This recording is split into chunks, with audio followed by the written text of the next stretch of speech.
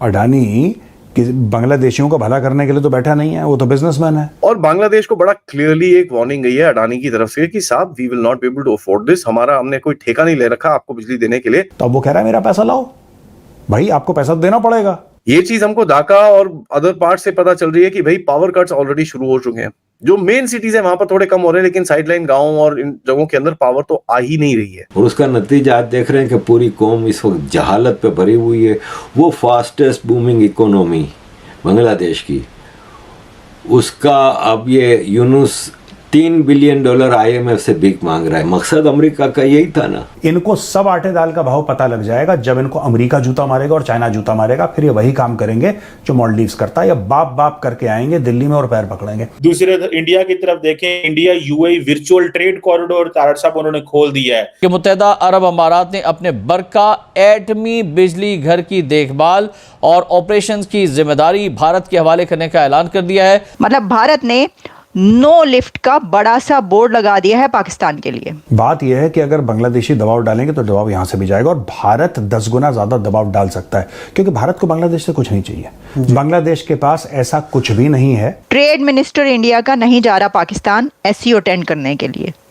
उन्होंने कहा है कि जो ट्रेड मिनिस्टर हैं वो पाकिस्तान नहीं जाएंगे। और अब एक नया बांग्लादेश 5 अगस्त के बाद जन्म ले चुका है, जो वो बांग्लादेश है जो पाकिस्तानियों से भी मोहब्बत करता है, पाकिस्तान से भी मोहब्बत करता है। हमारी ये मंशा नहीं है कि हम बांग्लादेशियों को आर्म ट्विस्ट करें। वाई शुड वी यार, हम क्यों करें, हम किसी को क्यों करें? हम कौन होते हैं किसी को आर्म ट्विस्ट करने वाले? लेकिन तुम कौन होते हैं हमसे बदतमीजी करने वाले? यार तुम्हें दिया ही है, तुमसे कभी लिया नहीं है ना। तुम इस लायक हो कि तुम भारत जैसे देश को कुछ दो। एक तरीके से भारत ने बॉयकॉट किया कि तुम लोग जो ये सोच रहे हो कि हम ट्रेड करेंगे तुम्हारे साथ, हम तुम्हारे साथ टॉक्स करेंगे, तो नो।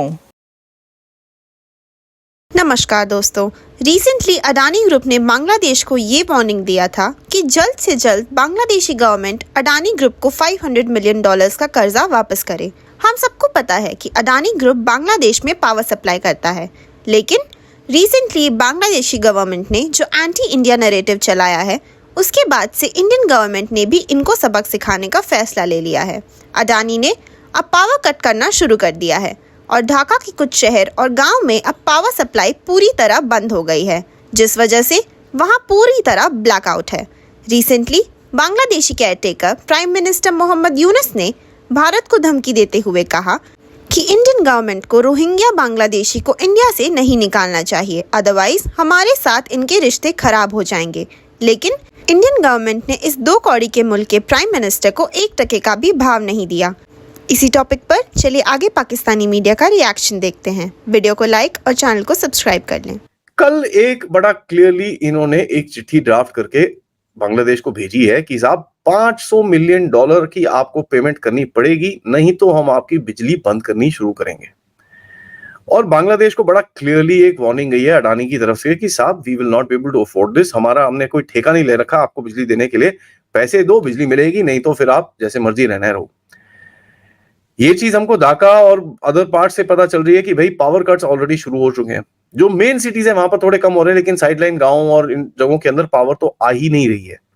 क्योंकि क्या है ना, मेन सिटीज में भी फॉरेन जर्नलिस्ट हैं, ये है वो तो दिखाना ही है। जो इनका एडवाइजर जो इकोनॉमिस्ट है, नोबेल प्राइज विनिंग इकोनॉमिस्ट है, उसको काम करना आता है। अगर ढाका में भी बिजली जानी शुरू हो जाए तो सारे फॉरेन जर्नलिस्ट ये सब रिपोर्ट करनी शुरू हो जाएंगे, तो फिर बड़ी नाक कटेगी। तो बड़ा मैनेज करने की कोशिश की जा रही है। कितना टाइम मैनेज करेंगे वो तो टाइम ही बताएगा। उसके बाद अभी इन लोगों ने एक काउंसिल बनाया है जिसका काम रहेगा कि भाई शेख हसीना की एक्स्ट्रेडिशन पे भारत के ऊपर थोड़ा प्रेशर डाला जाए। देखिए, बांग्लादेश अपने आप तो ये सब कर नहीं सकता, ये तो आपको पता ही है कि गहरे राज्य के टट्टू अभी मिलके गए थे, ठीक है, डोनाल्ड लू और ये लोग आए थे यहां पर मिलके गए थे, तो वहां की तरफ से उनको एक बड़े क्लियरली इंडिकेशंस आ रहे हैं कि साहब ये काम आपको करने हैं, जरा करिए इनको, नहीं तो आगे जाके बड़ी प्रॉब्लम हो जाएगी आपको, इसको जरा खत्म करो। तो ये बहुत ही इंटरेस्टिंग है कि साहब भारत की तरफ से कोई इसके ऊपर भी जवाब नहीं आ रहा। सो प्रॉब्लम इज दैट इनको ये समझ में नहीं आ रहा है यार, भारत को कहीं ना कहीं they are trying to irritate the country by making these wild statements, and Bharat को इम्पैक्ट ही नहीं हो रहा। So this is something that they are now kind of figuring out, और इनको बहुत ही जरा ये खल रही है चीजें। कहते हैं कि साहब बांग्लादेश की एक एक्स्ट्रेडिशन ट्रीटी है जो 2013 में साइन हुई थी, और आपको हसीना ने ही साइन करी थी, लेकिन आपको इस ट्रीटी को मानना पड़ेगा। अगर आप इस ट्रीटी को पढ़िए, उसके अंदर एक बड़ा सिंपल सा क्लॉज है कि साहब extradition will not be allowed if it is felt that जो सो कॉल्ड ऑफेंस है इज पॉलिटिकल इन नेचर। तो आप किसी को पॉलिटिकल हाराकीरी के लिए वहां पर नहीं भेजेंगे। ये बड़ा क्लियर हमारे एग्रीमेंट के अंदर है, तो Bharat is just following it. और यार एग्रीमेंट बोलो, छोड़ो। यहां पर अगर ये बोलते हैं भाई सारा कुछ हो गया, आप एक्सट्रेडिशन करो, भारत ने सिर्फ ना बोलना है, क्या करोगे उसके बाद? आप 40,000 शेल 4,000 किलोमीटर में बांट के 10 शेल पर किलोमीटर बैठ के खड़े हो जाओगे वहां पर? चलो ठीक है, वो भी ट्राई कर लेते हैं। यहां पर राजनाथ सिंह ने जो 1-2 दिन पहले स्टेटमेंट दिया था कि साहब हमको अनएक्सपेक्टेड क्राइसिस के लिए थोड़ा सा प्रिपेयर रहना पड़ेगा, ये चीज बांग्लादेश में इनकी हालत खराब हो रखी है। और जो नहीं हम 7 सिस्टर्स को अलग कर देंगे, ये कर देंगे, वो all that they keep doing. इनको यार बाकी सब तो छोड़ो, मेरी तरफ से एक छोटा सा एक सजेशन रहेगा, जब जितनी चादर होती है ना उतने पैर फैलाने चाहिए, क्योंकि उससे ज्यादा फैलाएंगे तो पैर आपके खराब होंगे। ठीक है, यहां पर देखिए भारत ने, जैसे मैंने आपको बताया, अग्रेसिव हार्ड स्टैंड नहीं लेगा, लेकिन मेरे को यहां दिखता है कि भारत एक ही अग्रेसिव हार्ड स्टैंड लेगा, जो आप और मैं, जैसे मैं बोल रहा हूं, आप सबको समझ में आ जाना चाहिए कि मुत्तहदा अरब अमारात ने अपने बरका एटमी बिजली घर की देखभाल और ऑपरेशंस की जिम्मेदारी भारत के हवाले करने का ऐलान कर दिया है। और इस सिलसिले में भारतीय इदारे के ये सुपुर्द किया जा रहा है पूरा का पूरा एटमी बिजली घर। और जो रिपोर्ट सामने आई है, भारतीय वज़ीर आज़म नरेंद्र मोदी और अमाराती वलीअहद शेख खालिद बिन मोहम्मद बिन जायद की मुलाकात हुई, जिस दौरान तवानाई के ताउन को फ़रोग़ देने के लिए 4 मुफाहमती याददाश्तों के मुआहदों पर दस्तखत किए गए।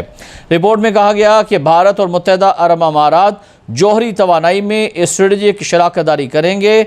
और भारतीय मीडिया ने यह दावा किया है कि Abu Dhabi national oil company और इंडियन ऑयल कॉरपोरेशन लिमिटेड के दरमियान तवील अल मुद्दती LNG सप्लाई मुआहदा भी तय पा गया है और UAE की बिजली घर की देखभाल अब भारत करेगा। भारत और मुत्तहदा अरब अमारात जौहरी तवानाई में स्ट्रेटजिक शराकतदारी भी करेंगे। तो ये पाकिस्तानियों के लिए बड़ी तशवीश की बात ज़रूर होनी चाहिए कि किस तरह से भारतीय कंपनियां जो है वो आगे जा रही हैं और बड़े बड़े कॉन्ट्रैक्ट्स हासिल कर रही हैं, बड़े बड़े प्रोजेक्ट्स हासिल कर रही हैं, जबकि पाकिस्तान जो है वो इस वक्त शदीद तरीन तवानाई के बहरान के शिकार है। और हमारी जो IPPs कंपनियां हैं जिनके मालिकान पाकिस्तानी सियासतदान हैं, वो किस कदर घिनौने तरीके से भोंडे अंदाज में पूरी कौम को लूट रहे हैं और पाकिस्तानियों को उन्होंने मकरूज़ कर दिया है। एक आम पाकिस्तानी की मईशत का बेड़ा गर्क करके रख दिया गया है और पाकिस्तानी जो है वो सिर्फ़ और सिर्फ बिजली के बिलों को देने के चक्कर में ही अपनी सारी की सारी सैलरीज़, अपनी सारी की सारी मईशत, घर का निज़ाम जो है वो तबाह कर रहे हैं। और हुकूमत को इस सिलसिले में संजीदगी से होश के नाखून लेना होंगे, बिजली सस्ती पैदा करनी होगी, जौहरी बिजली की तरफ जाना होगा, शमसी तवानाई की तरफ जाना होगा, IPP से छुटकारा हासिल करना होगा। तो फिर कहीं जाकर ये हुकूमत सोचने पर मजबूर होगी कि हम भी बाहर के मुल्कों में जाकर UAE के अंदर, सऊदी अरब के अंदर अपनी कंपनीज़ के ज़रिए से कोई इन्वेस्टमेंट कर सके। लेकिन शायद इसके लिए एक ईमानदार और मुखलिस क़यादत की हमें बहुत ज़्यादा ज़रूरत है, जो करप्ट ना हो,